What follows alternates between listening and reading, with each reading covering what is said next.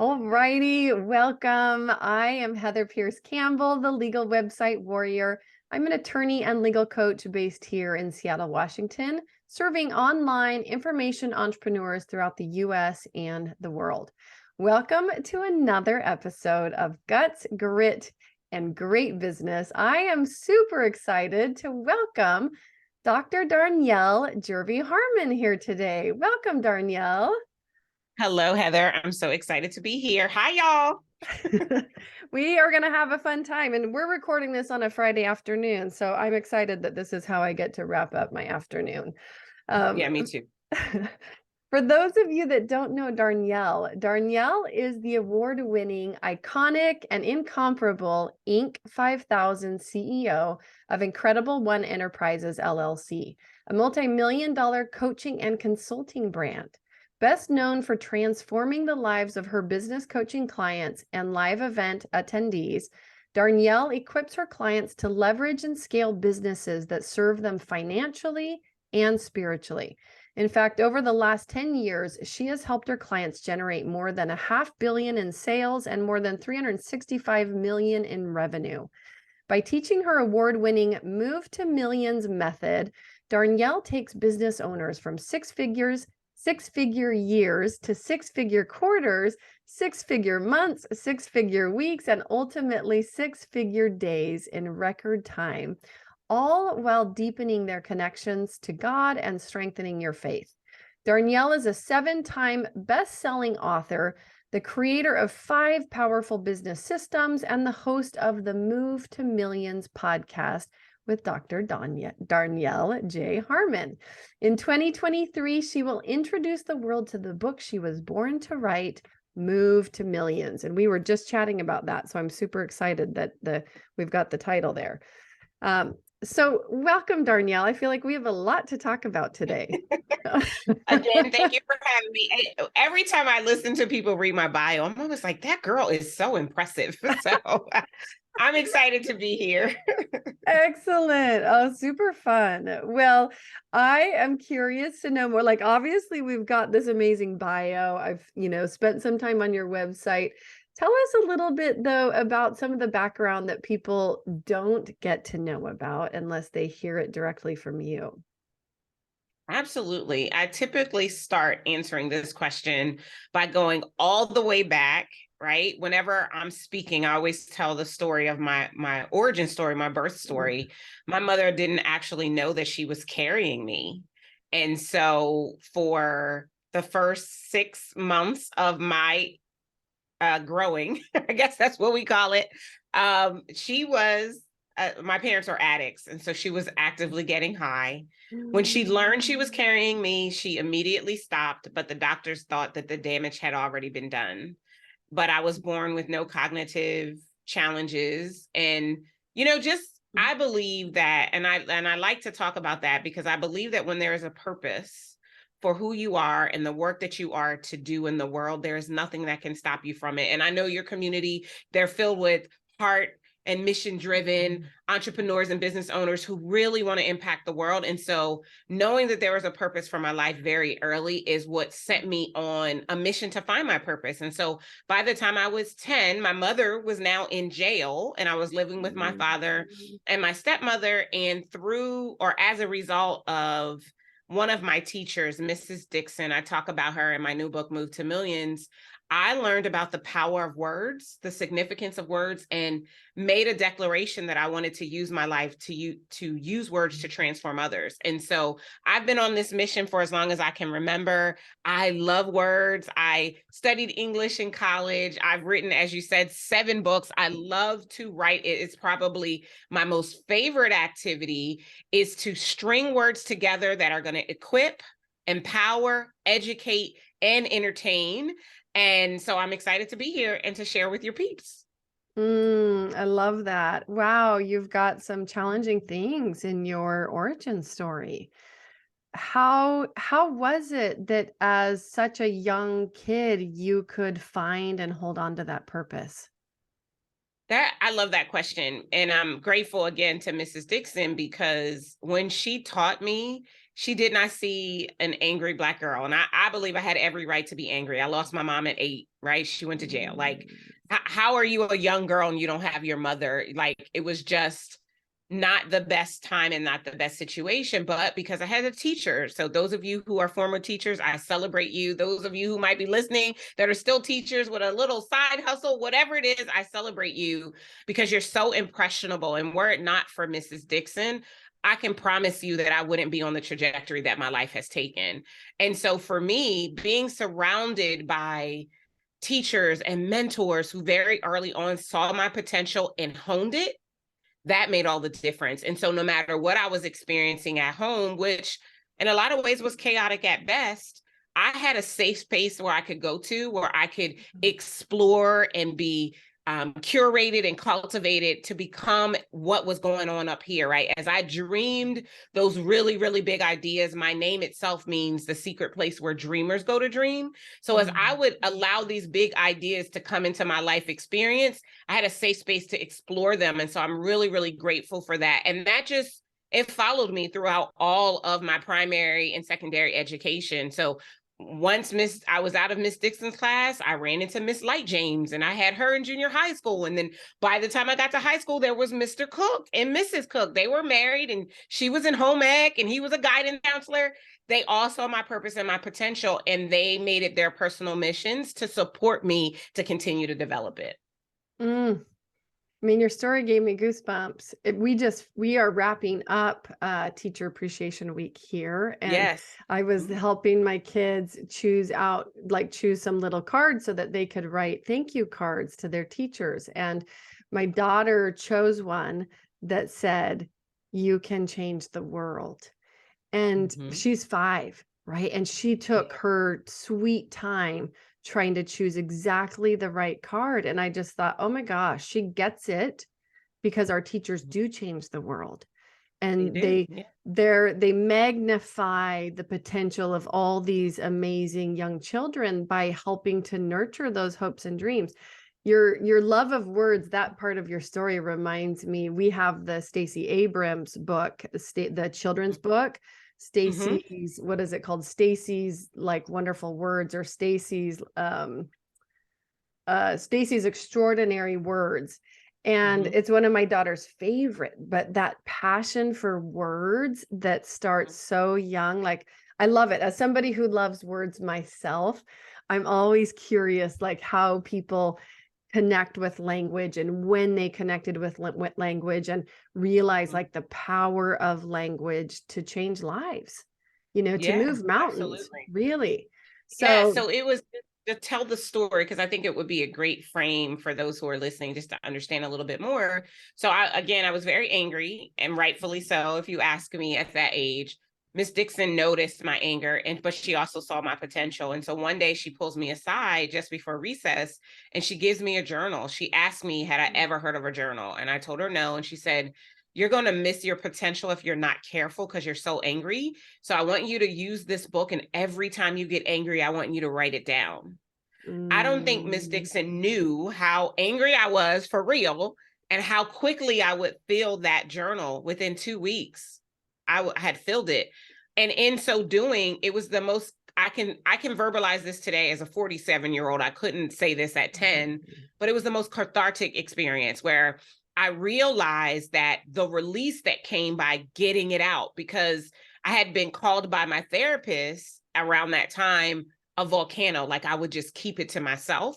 Well, when you keep it locked in, it becomes disease in your body, right? It's all in your body. And so learning how to release it and using the power of a journal to release it, it actually saved my life. And it's the reason why I have so much respect for the English language and why I am careful about the words that I choose to articulate, that I speak over myself, that I speak over other people, because there's so much power. The Bible even says life and death lies in the power of your tongue. So it's what you're speaking that's going to make a difference. And so I think, as business owners, we all are marketers, and a marketer is really a person who has a message that they're purveying, right? They're sharing it with others. We have to be really, really clear, extremely confident, in what we choose to say about our products and services, those that we serve, and the solutions we can bring them. And so for me, it's like the most amazing full circle moment to know that the words that I have loved since I was 10 are now allowing me to impact so many lives. Mm. Well, and how amazing to reflect on first of all, the power of expression, but not only in relation to healing, like literally you talk about getting these words out, and emotion, the word emotion, right, is energy moving, right? Yeah. It's energy is designed to move, and emotions are an energy in our body. And I talk with my children about this every day, because we're in a phase where my 5-year-old daughter, who's very strong-willed, bless her heart, she needs to be able to withstand her brother, who's 10 and very persistent. They can really reach loggerheads like consistently, and then both have feelings hurt and be upset. And so we talk a lot about emotions and not holding them in and not allowing them to be trapped. And it's Good for just, it's you. right. Well, it's amazing. It is a lesson I feel like so many of us learn in our adult lives. I mean, you got to live Yeah. it as a child. I learned it more in my adult life than I did my childhood life, but it's something that once you learn it, you can't unlearn it. Right. Well, So, and just for me, I celebrate the fact that you're teaching your children this.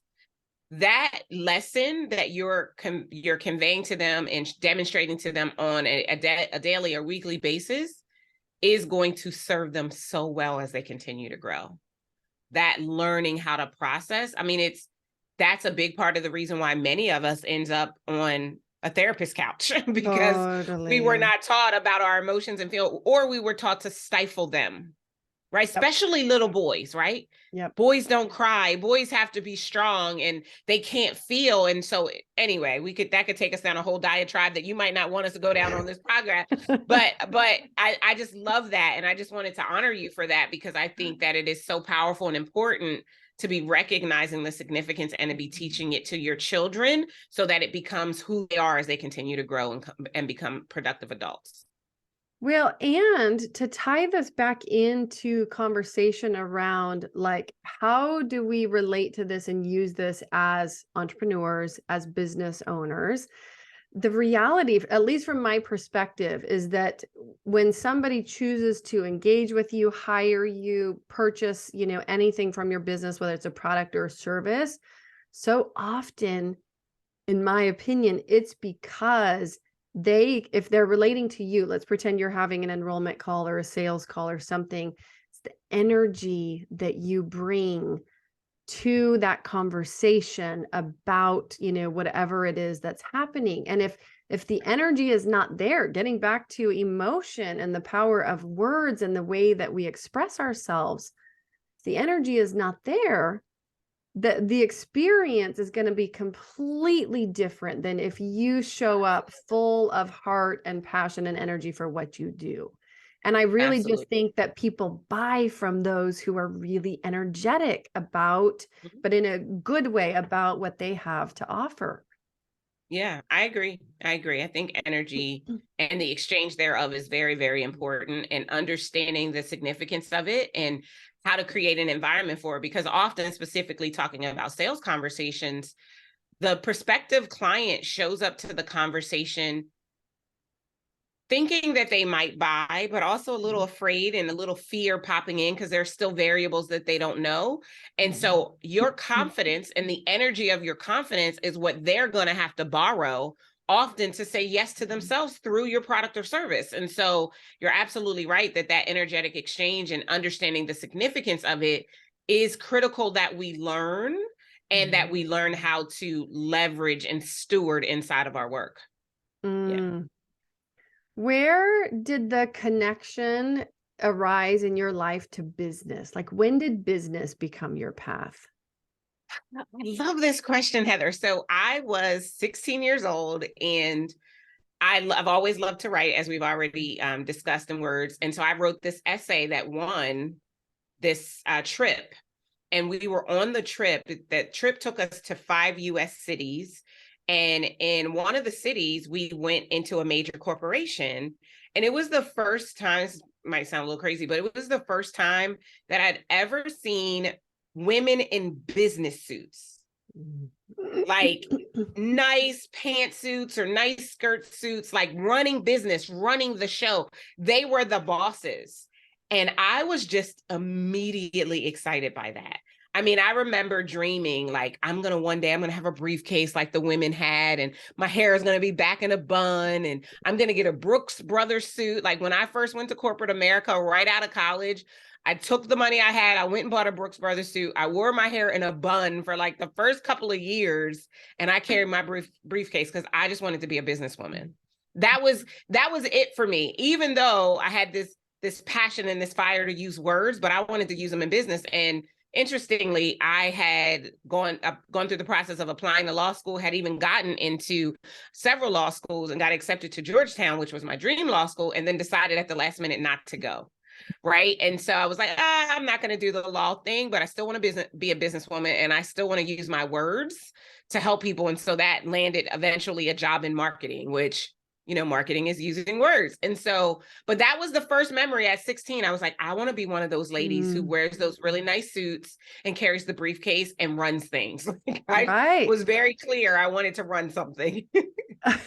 Well, I love that, because even then, like, clearly it wasn't about the suit, but it was about the energy and the feeling that you thought you would have going along with that, right? Absolutely.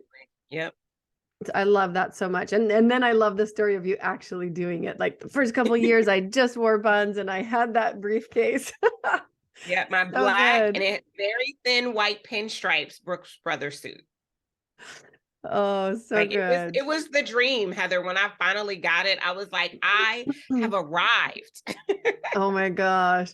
So that's funny. We have a little bit reverse paths. I was on the path to business, thinking I would do more business. But when I got to the end of my schooling and I thought about applying to business school, I'd done a double major in finance and economics. I had a really intense, like, final year of school. And I just thought, like, I want more business, but kind of in a different way. And in that time, I had to take a business law class and then a writing class where I chose the final topic I wrote on was legal ethics. Anyways, that was the first time in my life I thought about law school. So I'd never thought about going to law school, and suddenly it fit. And again, the words, the writing, the problem solving, like, it just fit for me. So I did kind of a left turn out of business into law, but then of course have married the two in my line of work, right? So it's a great fit. But I did not own a suit until my third year of law school, because I was not the suit type. And there was a lot about me that didn't really fit with traditional law. But there was an opening. Somebody pulled a no-show for a local judge, like that. He was the sitting judge for the Ninth Circuit Court of Appeals here in Seattle. And I heard about it and I was like, I need to have that position. It just like dawned on me. And I literally went downtown, bought my first suit, put it on, got on the bus, went down to the federal courthouse and showed up with my resume to give to him. And I got hired on the spot. Wow, that's awesome. Yeah, that was my first suit that I owned. Anyways, it was and I still look back, like, I look at the suit that I chose, I'm like, oh my goodness, I needed some help shopping. But regardless, it was a great experience. So you landed in marketing, right? So your path then takes you into the marketing world. Obviously, you already have this massive passion for words. And so I'm curious how long you stayed in marketing, how that fit for you, what you felt about the work. Share with us it's kind of your marketing background. Yeah, absolutely. So I didn't land in marketing first. So I ended up in, I worked in a financial services company. So started entry level customer service, went from customer service, I went to credit. And then from credit, I went to marketing. Got it. But in the financial world. But all in the financial world. And even when I was in school, so my undergraduate degree is in English, but my my concentration was business and technical writing, and then I had a business administration minor. So I had played around with marketing a little bit as a part of that. I knew I needed English if I was going to law school, because writing and research was like the biggest part of law school, right? So that was kind of how I covered all of my bases. But when I decided to switch gears and just take a job in corporate America, my goal was always to get to marketing. And I'm like, I got to figure out how to get to marketing, because that's where I can really use my words, right? And so anyway, eventually I did get to marketing, and inside of marketing, I did business development, I did advertising, and I also did affiliate marketing, which it was for the company that I worked. They were pioneers of affiliate marketing. They were amongst the first credit card companies to offer cards for colleges and universities and sports teams and all of that. So I got to do a lot of really that affinity marketing, like what the causes that people are, willing to give their shirt for, creating a credit card, which would then get a kickback to the school. So I got to do a lot of that kind of marketing. And then when I finally left corporate America in 2004, I literally just woke up one day and was like, I'm not supposed to sit behind someone else's desk anymore. And I just quit my job without a real plan. And so in the interim of figuring out what I was supposed to do next, I started selling Mary Kay cosmetics. And in Mary Kay, within 5 months, I picked up my first pink Cadillac, because I was great with words. I liked the product. I had been using it myself, so I believed in it. And I had this natural gift and ability of how to put words together to get people to take a specific action. And so I was very successful in Mary Kay, pink Cadillac within 5 months. I went from, like, I don't know, maybe the last independent sales director in my national area to the number 5th, and then ultimately to the number 1, and then number 1 in the state of Delaware. Like, I did this all in a relatively short period of time before I realized that wasn't what I was supposed to do either, which landed me into starting my company that I have today. And the impetus of starting the company was my first iteration. I was just a motivational speaker. Like, all I wanted to do was to get booked to speak, to tell my story, to get out in the world and equip and empower. And I did that for about 2 years. And then eventually I was like, okay, this is not enough. Like, I need something that happens after I come down off the stage. And that's kind of how I got into coaching and consulting. I've had an MBA since I was in corporate America, but everything kind of always had that marketing and that positioning spin on it. Everything that I've done throughout my career. So I've always seen that as the thread. And it's probably, of all the gifts that I have, it's probably the one that is the strongest, is the ability to use those words to create an emotional connection. So to go back to that energy that we talked about, to create that emotional connection, because we know that sales, 93% of every sale is emotion and only 7% is logic. So finding the right words to get people to tap into their emotions so that they're willing to make a yes decision to finally solve that problem is one of my real skill sets. And so I've been able to do that throughout this entire career that I've had, at first in corporate America, and then in direct sales, and now inside of my own organization. I mean, clearly you've got a gift for words, but also I would say you probably, as you look back at your path, reflect on what it took from a mindset perspective to get where you are, right? Yeah. What would you say is unique about your approach to mindset, or what have you learned that's been the most powerful learning around mindset? Yeah, I think the biggest lessons for me personally around mindset have been about mindset and money. I grew up dirt poor. I was taught, like many Americans, we are born financially illiterate. Even if we come from family, we're not taught about, if we come from money, we're not taught about money. Like, it's this, or once you get out in the world, you'll figure it out later. Totally. Yeah. Or some of us who come from money are sometimes taught the wrong lessons about money. And I'm not saying I come from money. There was a time in my childhood where, like, my mom would cry because she got asked to bring, like, fruit salad to church. And she was like, I can't even afford to buy fresh fruit, Yeah. And so I had a different childhood than I would say my youngest siblings, who by the time, I was in high school, like we were stable. Things were not the way that they were when I was a little person and we went bankrupt and lost our house. But the lessons from that early childhood are what stuck with me.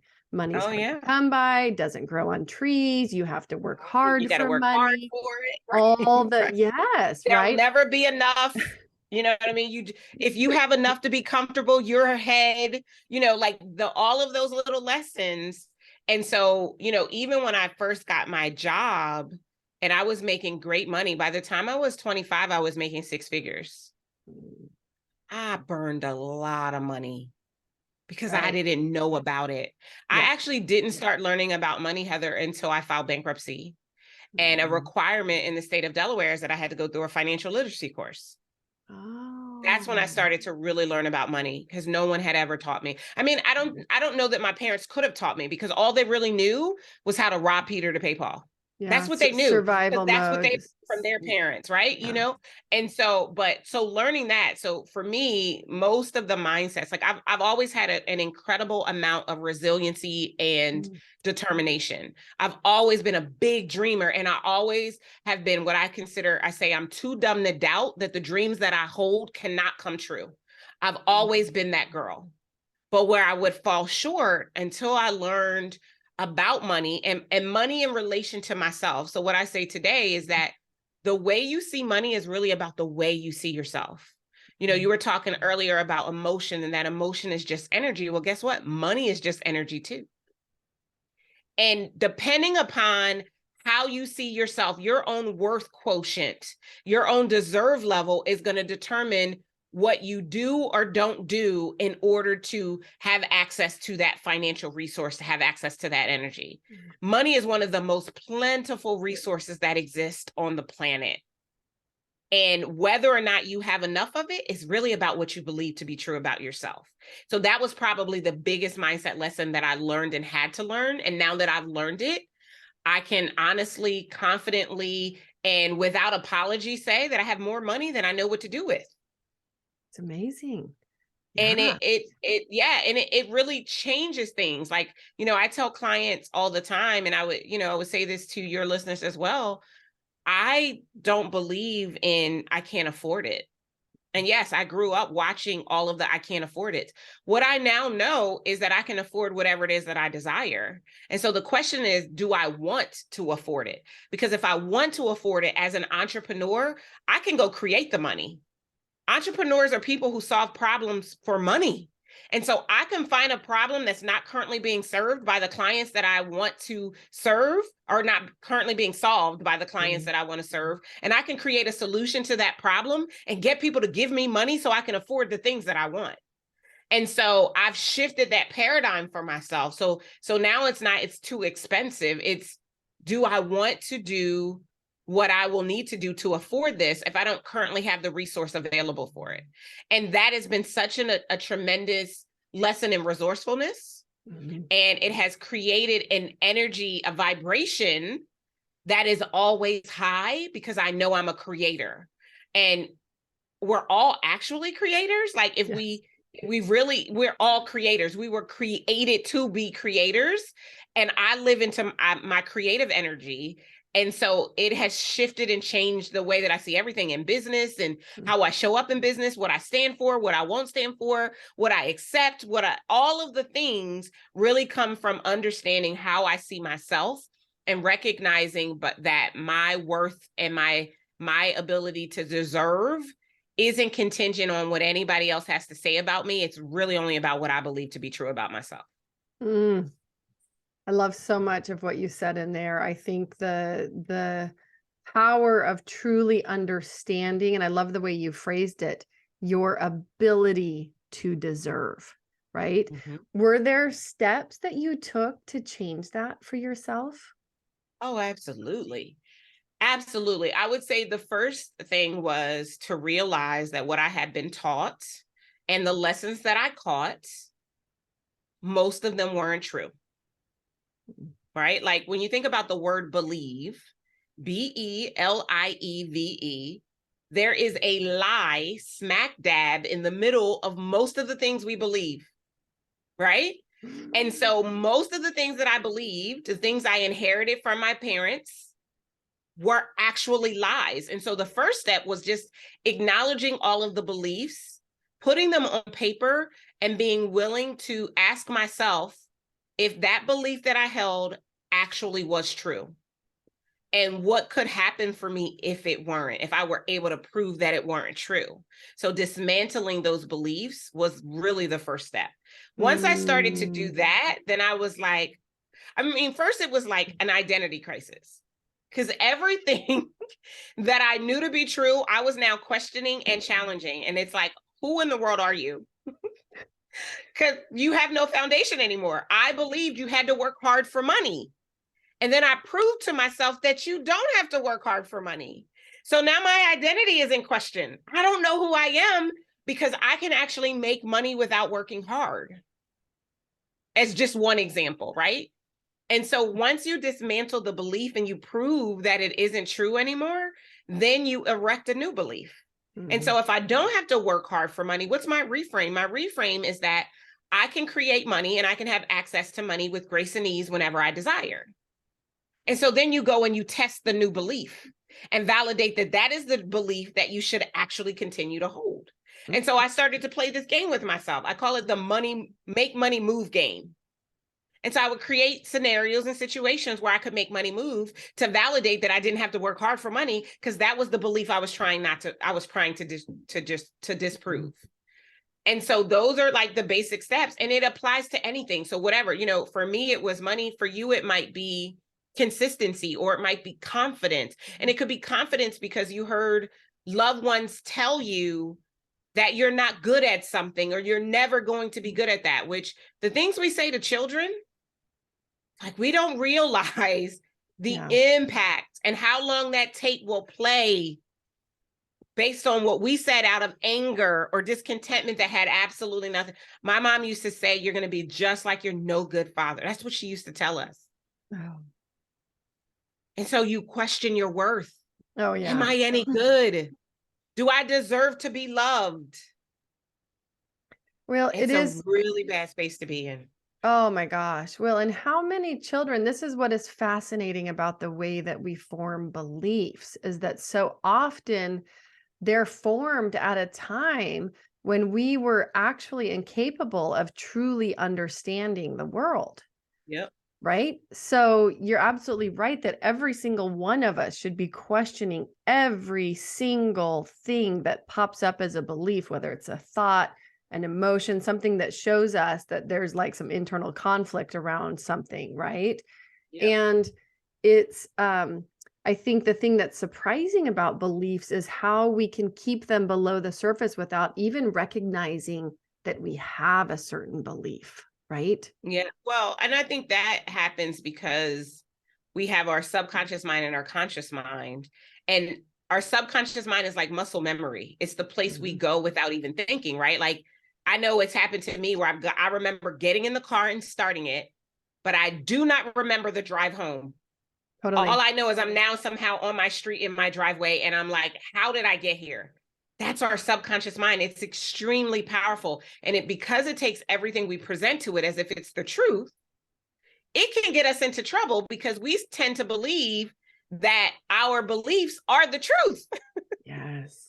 Yes. And that just keeps playing until we're confronted with something that consciously creates a pattern interrupt. Mm-hmm. That is the only time that we're really given the opportunity to confront a belief and to question its validity.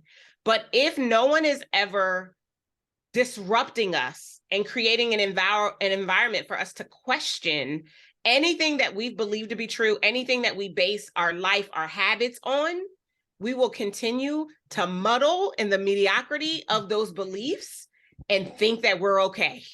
We don't even realize sometimes that we're settling, Heather. Yeah. We don't even realize it.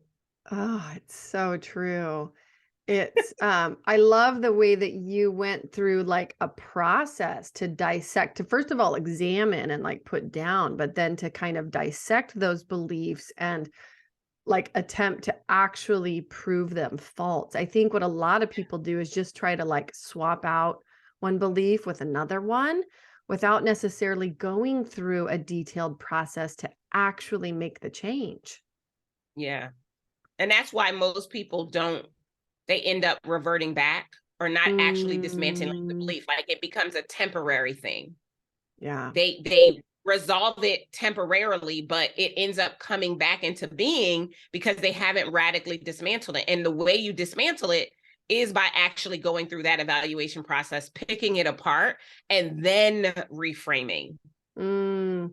So, And it has to be a reframe and not a new belief. It has to be a reframe mm, because that is what makes the switch in your mind. If you just give your mind a new belief to hold, it will hold it, but it won't stick because it still is also holding the previous belief. That's why still you can't just swap them competing. out.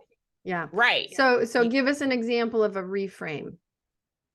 So for instance, if I believe that I have to work hard for money, a reframe Mm, is money comes to me when I'm in alignment and working on things that I love. That's a quick and easy reframe. totally. And did you do that by then also looking historically at when that was true, or was it only from that point moving forward, right? Because I think what people have the potential to do is actually miss some of the information coming their way because they're Oh yeah. so locked into a belief, right? But if you were to sit down right now and say, whatever it is, money flows to me easily or whatever, when I'm in alignment, right, I generate money easily and quickly, and actually think about when that's happened, like you already have some evidence that that is true. Absolutely, because that's the next thing. The question to ask yourself once you reframe the belief is there already evidence to support this? And so one of the things that I will have my clients do, we do it lots of different ways, but like a quick and easy example for the listeners is to take a sheet of paper, take it long ways and make columns. And so you're going to make columns in 7-year increments. So you go back to as far as you can remember when you first held the belief that you want to change. And you identify all the instances where that belief came true in your life experience. Typically, a belief, once it's held, it reoccurs the same time frame in that 7-year period. So like for me, my first experience with money, which was not a positive one, happened when I was 6 years old. Every 6 years in a 7-year pattern until I was 28 years old, I had a negative occurrence with money because that was the belief that I held. Once I realized it at 28, I then reframed the belief and then did the same exact thing to go back when money showed up easily and effortlessly. And now I could see the reframe and I could also see what was created to create the trigger or what was happening to create the trigger for the previous belief to show up again. So it's absolutely part of it. For as much as there's evidence to the belief that we hold that isn't true and isn't serving us, there's also evidence to the beliefs that we desire to hold that will actually serve us. And we need to find all the evidence because the evidence is what gives us the confidence to shed or continue in the direction of the belief. Which I was going to ask next. How do you do that in a way that reinforces it, right, consistently? Yeah. So once you go through the whole thing, right? So identify what the belief is that's not serving you. Ask yourself the questions around it. Where did this belief originate? Where did it come from? Is there evidence to support that this is a true belief? Is there evidence to support or to question whether or not this belief is true? If there's evidence to support that it is not true, what's the reframe? Is there evidence to support the reframe? Then we find it, right? And then we create the new belief and then we restate the new belief. Now, it's important that we state this belief when we first wake up in the morning. That's when we're still in our alpha wave state and we're still in a place where we can change our subconscious. So it is important that we recite our new beliefs. I literally have a list in my phone that when I wake up, I have this file called Every Morning, and I have all these things that I read and I remind myself of. Right. So good. So that's, Before the ego wakes up. Yes. yes. And then at night. So because the ego goes to sleep before you go to sleep. So just before you fall off to sleep, you have to do the same thing, because it also determines what you think about and what ruminates subconsciously while you are sleeping. And everything you tell your subconscious is the truth. So if you begin, if the belief was, or if the reality was, or what the belief you held was, is that I'm broke and I can't have money, you reframe, you go find evidence of when you did have money, and then you reframe this to say that I am rich. Money comes to me easily and effortlessly. And then before you go to bed, you tell yourself that money comes before you easily and effortlessly. That's what you're going to think about all night. And your subconscious has to find evidence to support the belief. So guess what happens when you wake up? You check your merchant account and someone's bought something. You check your mail and there's a check from someone you loaned $250 10 years ago that you never even thought you'd get back, but they remembered and they're paying you back. Or you find out that, like I remember not too long ago, I had this letter that came in the mail. I had unclaimed property from when I sold one of my homes. There was money left over that I didn't get at the closing table that was waiting for me. And as soon as I got this letter that I could call and I could claim this $600. Money, one of the things that I say every single day is I'm so happy and grateful now that I have more money than I can give, spend, invest, and save. And Heather, I have more money than I can give, spend, invest, and save. Because that's the belief that I hold to be true in my life experience. And I have tons of evidence that supports that. I love it. It's such a powerful demonstration of, that work with the subconscious so that you shift your perspective. Like you literally see your life, see and experience your life differently. Absolutely. And then living into that energy, right, creates more of the same. So Absolutely. that, I assume this must be part of the process you teach people when you talk about having a mindset for millions, right? Upgrading Absolutely. your mindset. Yeah. Absolutely. Yeah. As well as I talk a lot about forgiveness. I believe that forgiveness, or unforgiveness rather, it will block your money. You may have money holding on to the grievances and the grudges, but your money will really flow when you open up the gift of forgiveness, because forgiveness is for you. It's not for them. I never recommend that anyone go and call the person that they are forgiving.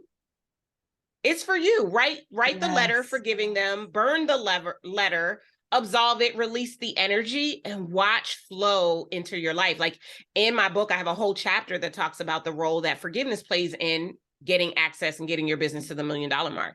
So I spent a lot of time really working on that. I don't know why we believe that holding on to the thing is going to hurt them. They have moved on. They're living their best life. It is one of the craziest things we do as humans when you think about it, right? It's like keeping this heavy backpack on and walking around with it all day. Yep. It's so interesting. I love that you mentioned forgiveness. There is a book by a woman named May McCarthy called The Path to Wealth. And it's so interesting because midway through the book, you go through her process. There's a lot of parallels to what you're talking about here. But then at the end of the day, she recommends doing this forgiveness exercise that she spells out in the book. And I remember thinking at the time that I read it and having learned my own lessons in my adult life about the power of forgiveness, just how profound that was and how many people are still going to miss the lesson. Because so I used to do this event that was called Breakthrough in Business. And everyone's all excited about all of the things except for when we got to forgiveness. When we got to forgiveness, all of a sudden, arms are folded. Don't make me do it. They don't want to do it. They do not. They are so hell-bent on holding this person accountable for something that the person probably didn't even realize they did to them. Yes. Or doesn't remember even. Remember, it wasn't their intention. All of this stuff, they've got their panties or their boxers in a bunch. And this other person is off experiencing what they wish they had in their life, and they won't get it. When I think about, I like to talk about the parallels in spiritual principles and how they affect business growth strategy. And one of my favorite stories from the Bible that I like to reference is when Jesus and his disciples are going from whatever town to Bethany, wherever they were to Bethany and back. And Jesus sees the fig tree and he curses it because it's not producing fruit.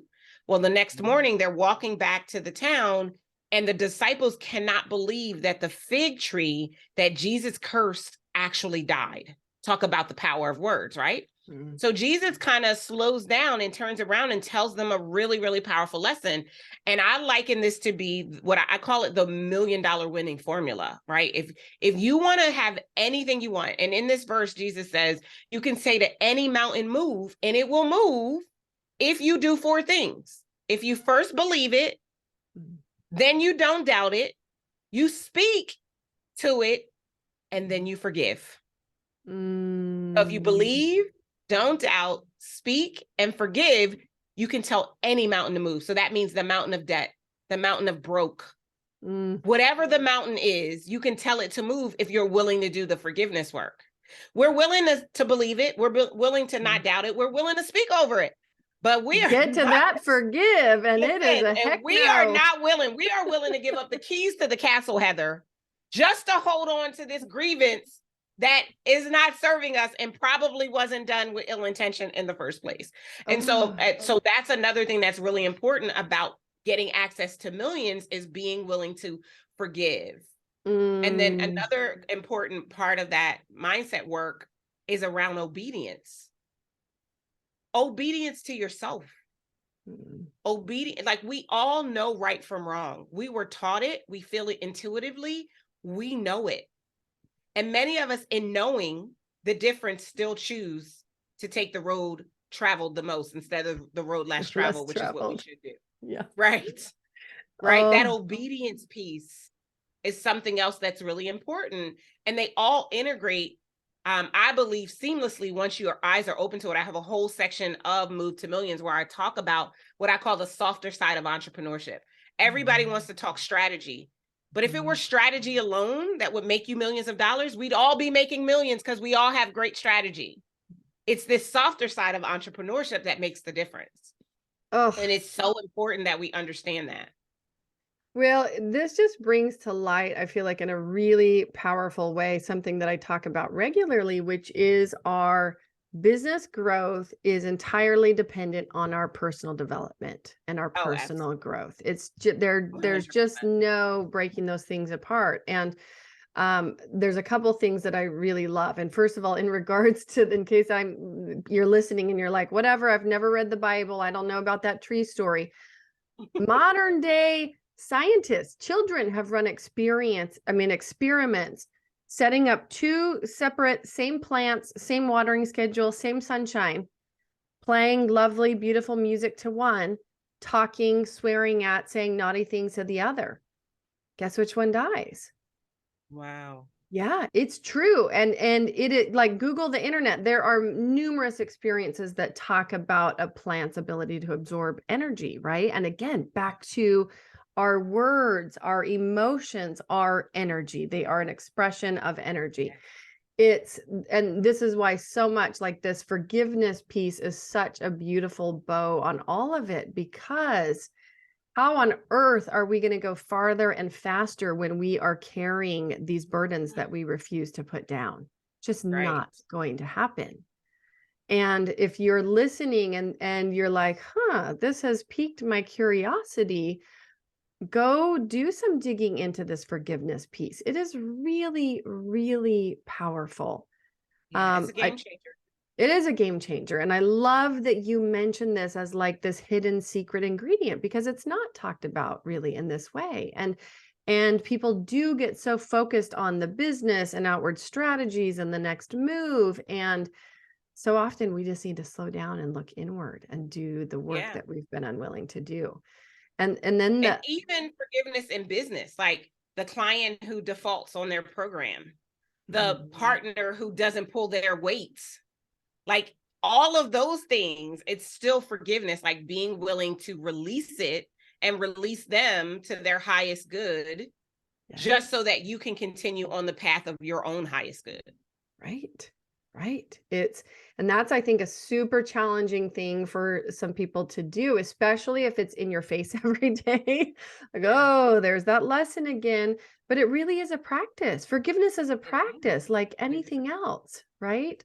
Oh, I love that. And oh my gosh, I feel like there's so much more to talk about. This is how I always feel at the end of great conversations. Like, what? How are we at time already? I know. Um, for folks that are listening and would like to connect with you, Darnyelle, where would you like to send them? Where do you show up online? Do you spend time on social media? What would you share with people? Yeah, you can find me everywhere at Darnyelle Jervey Harmon. I'm on Instagram. I have, team that manages my DMs, but I respond to comments and DMs myself. Like, I really make sure I carve out time for that. Same on Facebook, Darnyelle Jervey Harmon, as well as you can go to my website, drdarnyelle.com is my personal brand website. My company's website is incredible1enterprises.com, and my brand new book is movetomillionsbook.com. Mm, you guys, the book, I think you said, is on pre-order right now, right? So you can go pre-order the book. It'll be coming out later this year. Darnyelle, we are going to share the links to your website, all your social links as well. Folks, you can find those over at the show notes page, which are at www.legalwebsitewwarrior.com/podcast. Find Darnyelle's episode. We will share all of that. Darnyelle, I know you have some amazing gifts, and I want to really, because I have to put a plug into a couple topics that we did not get to, because I love what I think is there. But folks, you can go Okay. pick up the book or go connect with Darnyelle on her website to learn more, including about the messy middle, right? The millions messy middle. I can tell that's a juicy topic, and I have That a is feeling a juicy a one. lot of And there's a people are whole stuck chapter. there. Yes. There's a whole chapter on how to navigate it in the book. So if you Totally. I call this period the chaotic corridor between about $250,000 and the $1 million mark. Mm. It's where everything in your business is breaking. You don't have enough support. You're questioning everything. You're seconds from burnout and overwhelmed because you Yes. probably hustled really hard to get to the $250,000 mark. And although you believe that you could have millions, you think that the only way to get them is more of what you've already had. And so you're stressed out, and you're going to stay stressed out, and you're not going to be able to cash out unless you learn how to navigate. Like, you're always in a middle, but the middle does not have to be messy. And so that's what that chapter in the book is all about: how to make that corridor not messy, how to do it with strength, with grace, and with ease, how to do it without compromising or sacrificing the things that are important to you, and how to get your family on board with what it is that you're doing so that they can serve and support you, because people support what it is that they help to create. It's a really, really great Mm. topic. I love that. I could tell there was some good stuff there. Folks, go get the book. There's way more than that. You want to check out her website. Talk for just a minute about your free gift. Yeah. So our Move to Millions method is the introduction to what I cover in the Move to Millions book. So if it going and getting that complimentarily gets you excited about it, then you'll definitely want to take the next step and get the book, because the book will walk you through how to leverage the method to take your business to the $1 million mark and to be able to sustain it. 78% of the people who hit the $1 million mark one time never do it again. I don't want that to be you. I don't want you to be a one-hit wonder. I want you to build a business that you can scale and sustain. And Move to Millions, the book, the proven framework to become $1 million CEO with grace and ease, not hustle and grind, is going to help you to do that. Let's say that louder for the kids in the back. Not hustle and grind. No hustle, no grind. Only grace, only ease. So You good. do So, not have to so sacrifice good. anything that's important to you to get to the point, despite what you believe, despite what you were taught as a child. Those things are not true. And the book tells you how to do it, how we've helped 38 clients in the last 2 years do the same exact thing. Oh, I love this so much. Oh my gosh, folks, I'm so excited that you got to join us today with Dr. Darnyelle. Darnyelle, I love your message. I can't wait for your book. I'm so excited to share this conversation on guts, grit, and great business. what final takeaway, thought, whatever it is you'd like to leave people with, what would you like to share? Yeah, I want to leave you with this. I believe that you are absolutely brilliant. You are a light that the world needs, and they need you right now. And so I want to encourage you to keep showing up, to be consistent, even when it looks like no one else is paying attention, because they are watching. And when they get the courage to see themselves the way that you see yourself, they will reach out to you. So stay in the game, even though you don't know if anybody else is playing. The world needs you right now. Mm. Oh, that's so good. Goosebumps moment. Folks, you heard it here. Darnyelle, thank you so much. I am so grateful that we had the chance to connect. Yeah, thank you, Heather. I'm so glad I got to be here as well.